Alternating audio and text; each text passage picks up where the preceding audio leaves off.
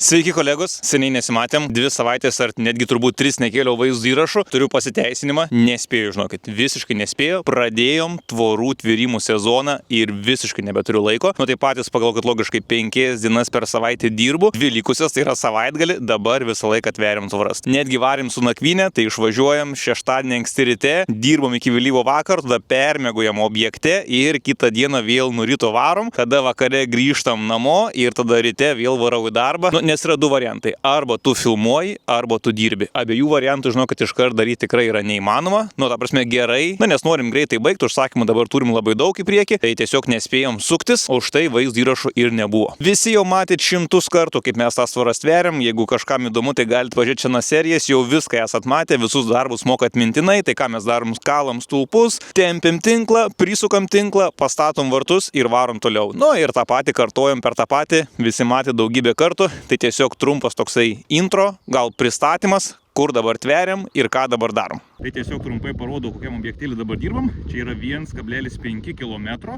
ir čia bus vaismedžių ūkis. Bet liko tokios smulkmenos, tai pastatyti vartus, nupjauti viršūnės visų šitų, uždėti kepurės. Tai čia pagrindinis darbas, aišku, jau baigtas, viskas ištempta, viskas padaryta.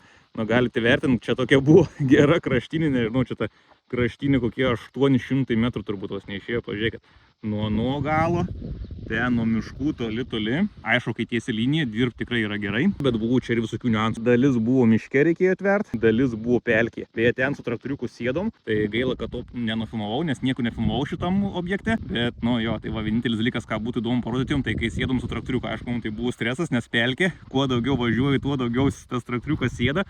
Bet šiaip ne taip, su kito traktoriaus pagalba išvažiavom. Tinklas šį kartą yra 1,6 metro aukščio, emas, stulpai 48, taip pat jie rimtesni. Iškart, kai stulpai 48, vaizdas visai kitaip atrodo. Kol nematot, galbūt šalia 3,8 ir 4,8 taip nepasakysi, bet jeigu yra galimybė, aišku, dėkit tik 48 vamzdžius. Tinklą irgi rekomenduočiau visgi M. Jis žymiai brangesnis už L, tikrai kainų skirtumas yra didelis, bet vienas dalykas įsitempia labai gražiai. Visas įsitempęs, tamantus, pažiūrėkit, kaip būgnas, jeigu tą patrauksiu, net girdisi, kaip vibruoja. Ir galite žiūrėti ten toli, matosi, kaip tokia banga tiesiog nukeliauja iki galo. O M galite patemti daug stipriau, aišku, ir už tai įsitempia tikrai gražiai. Jokių pilvų, jokių garankščių niekur nesigauna. Su L, aišku, irgi gerai, bet L kartais jis toks, kaip kadangi mes tempiam su traktoriu, tai jisai būna pasitempę, tai kažkur vis tiek pasigarankščiuoja. O M-as, lemba labai tu lygiai įsitempia, tikrai tinklas, visas tinklas tu lygiai įsitempęs. Objekte liko paskutinis darbas, nupjauti viršūnės, pasikrausim savo akumuliatorius ir lėksim pjauti stulpų viršūnių. Ir prisipažinsiu jums, kolegos, jokia čia nepaslaptis, su savo šilaugiam ir sausmedžiais nepadariau jokių privalomų darbų, ką privalėjau padaryti. Paskutinį kartą, kai įsiskyrėm rūkšnau šilaugės, liko koks 30% taip ir neparūkštintų. Sausmedį, kurį jau seniai reikėjo patrešti, visiškai nepatrešiau. Šis savaitgalis, pirmas savaitgalis, kada pagaliau turiu truputėlį laiko. O jūs nustovėti negali dėl to, nes kažkas, nesakysim kas, pamiršo pasiimti stovą ir dabar stovas yra tiesiog štai šitas pagalys. Grįžtam atgal, kur kalbėjom, apie ką mes kalbėjom. Apie tai, kad aš nieko nespėjau, tai čia visiems aišku, kad jokių darbų nepasidariau, visiems aišku. Tai va, atsiminiau. Tai šis savaitgalis yra pirmas savaitgalis nuo tada, kai mes įsiskyrėm ir kurį aš turiu laisvą. Šį savaitgalį, jau tikrai turim visus darbus pasibaigti, tai liko parūkštinti labai nedaug, tai šiandien parūkštinsim. Ir ką dar padarysim šiandien, tai aišku, stipriai pavėluotai pasitrešim sausmedžių. Stovą truputėlį patraukim dabar. Ką, kolegos, negalvojau, kad ateis mano gyvenime tokia diena, kai džiaugsiuos nusipirkęs mėšlą. Netgi iš viso, kad aš pirksiu mėšlą. Paėmiau mėšlą ir dar už jį reikėjo sumokėti pinigus. Kas moka pinigus už mėšlą? Kas galėjo pagalvoti? Visas šitas mėšlas keliaus, aišku, ant sausmedžių. Tai šiandien, kaip suprantu, visą dieną taip elgsies, ne?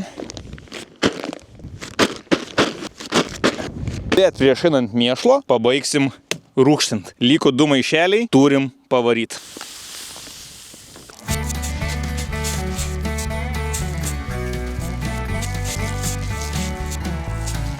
Su rūkštinimu baigta, liko koksai 10 kg, tai turėjau 100, reiškia, į savo lauką įdėjau 90 kg. O dabar atėjo eilė mūsų taip visam mylimam ir nuostabiam natūraliam produktui, tai yra vištų mėšlai. Vištų mėšlas. kad iliuzai patiktų čia pasivoliuoti tam. Šausim į tą patį kibirą ir varysime į sausmedžių teritoriją. Na, o jeigu kažkas pirksit sausmedį iš manęs, tai skanaus, kolegos, skanaus. Čiagi geras, natūralus produktas, tai ir skonis bus natūralus. Trumpa pietų pertrauka.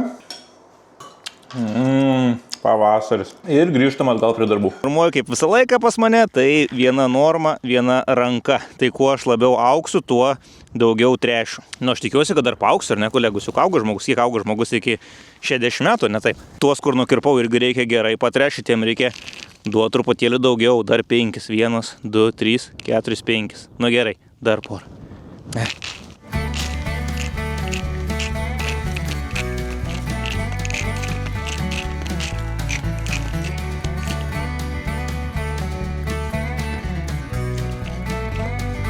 Kažkas ant mašinos paliko dovanų, žirklės nupiešė, turbūt mokykloje mokiniai. Nuėjo mėgstai tą žirklės piešti, aš mačiau, tai šiandien tai ten visą laiką kas nors tą žirklės nupiešė, aš nesuprantu, koks tikslas tą žirklės visur paišiot. Na ir dar ūkė kažkas šventė Velykas pasirodavo, žiūrėkit, mat. Gyvūnėlė irgi Velyką švenčia, kas iš kur jisai nuknys, man labai įdomu.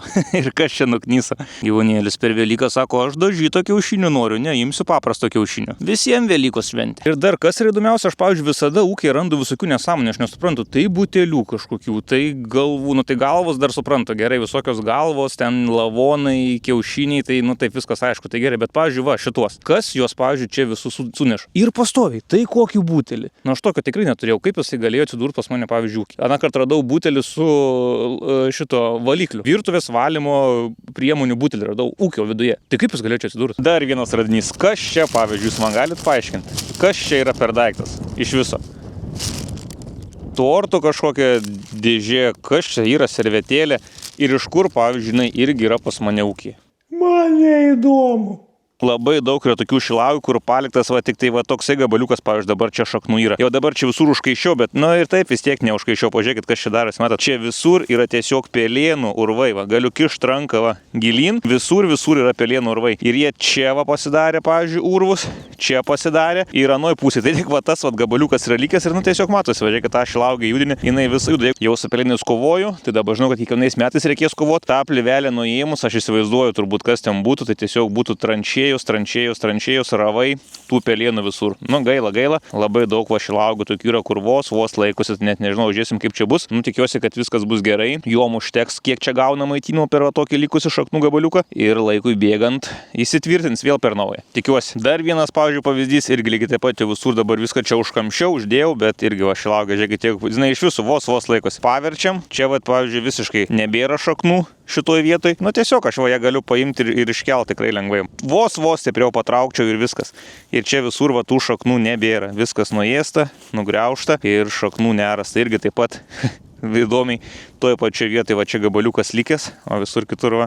Kurmis prasinešė per visą vieną šilaugio eilę, tai jisai po apačią ėjo ir visur, kur plyvelė yra, tai tiesiog kasasi, o kur plyvelis nėra, va kokius išstumedžiai, kad ant sausmedžio, tai tiesiog dabar pasižiūrėjau, viskas čia gal ir normaliai, nieko čia baisaus, tai tiesiog užberiu to mėšlo, bet taip ir palieku. Ai, blemba, va ten, blin, nežinau, žinokit. Ai, visgi čia ne taip gerai, kaip tik. Oi, tai pola. Ne, tai būsiu apsirykęs. Oi, tai jisai ant siūlelio tik besilaiko. Ai, kaip gaila. Tai viskas, tik ant siūlelio, vieną šaknelį. Prie sekančių, žiūrėkit, visur čia tas kurmis. Ir taip per visus sausmedžius man praėjo, žinokit, kurmis. Ai, kitiem, sakau, kad aš kitus žiūrėjau, ne, kiti gal geriau atrodo. Kitiem praėjo kažkur šone turbūt ir tiesiog tas geriau atrodo. Ne, aš sakau, aš keli žiūrėjau, lyg ir situacija, bet tai per visus sausmedžius, va, einam prie sekančių, per visus sausmedžių eilės, va, taip kurmis yra praėjęs. Ir visur tiesiog važiavim išmetęs. O, koksai fainas. Labas, mažylė. Ką tu? Eik, tu sako, koksai fainuolis. Prie sekančio einam, visur tas pats yra padaryta. Bet kai kuriem va čia palei šoną jisai va čia skylė, o čia va tas sausmedis, tai kai kuriem jisai per šoną, bet kai kuriem tai taip lygiai perėjo. Sekantis. O da sakau, tas kurmis nieko čia tokio. Štai ir turim skylė. Ne veltui tas posakis toksai yra, nu tikrai kurmi, nu. Kai kuriuos iš visų užkasęs, pažiūrėkit kaip. po kupstais kokiais. Bet be staigmenų jokių negali būti gyvenime, ar ne? Tai kas jau buvo? Barsukas buvo, pelėnai buvo, dabar kurmis, šalna, sausra. Jeigu tai gyvenime kažką pradeda daryti, ypatingai su žemės ūkiu, tai patys matot. Čia nieko suplanuoti negalima. Viskas buvo gerai, viskas super buvo. Atėjau, sakau, pasitrešiu. Ne. Kurmis sako, ne, Tomai, ne. Taip nebus, kaip tu nori, bus taip, kaip aš noriu. Visos to žemės, kuris dabar ją išstumė, kad, pavyzdžiui, prie šito kiek yra jisai išstumęs žemės, o. Tai reiškia, visos to žemės dabar ten viduje tai nebėra, nes jinai laukia yra, turbūt logiška. Jos viduje nebėra, nes ji dabar yra laukia.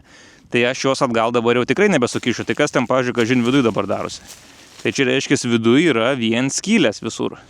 Tiek šiam kartui, kolegos, ačiū, kad žiūrėjot, paspauskit like, subscribe. Na ir šitos serijos išvada, kaip matot, yra kokia. Ji jau nekartą kartojasi, ūkyje nieko suplanuoti neįmanoma. Tai matot, tu galvoji visą laiką, kad bus vienaip, aišku, tikiesi geriausio, bet tokia jau ta gamta, toks jau tas ūkis, o ūkis tai ir yra gamta. Atsitinka vis kažkas nenumatyto, kažkas nesuplanuoto. Tai pelėnai, tai kurmis, tai lietaus per daug, tai per mažai. Kaip visą laiką jau visi žinot, ūkininkai visada visko skundžiasi. Kol pats jo nebuvau, tai man atrodė, kad tikrai jie per daug visko skundžiasi, bet dabar jeigu žiūri tos vaizdo įrašus, tai matot, kad ūkyje tikrai kažką suplanuoti yra sunku, nes prieš gamtą nepakvosi. Tai tiek šiam kartui, kolegos, ačiū, kad žiūrėjot, susitiksim tikiuosi po savaitės, iki visiems. Nors gal ir po 2, nes vėl nusimato tvorų tvėrimo maratonas.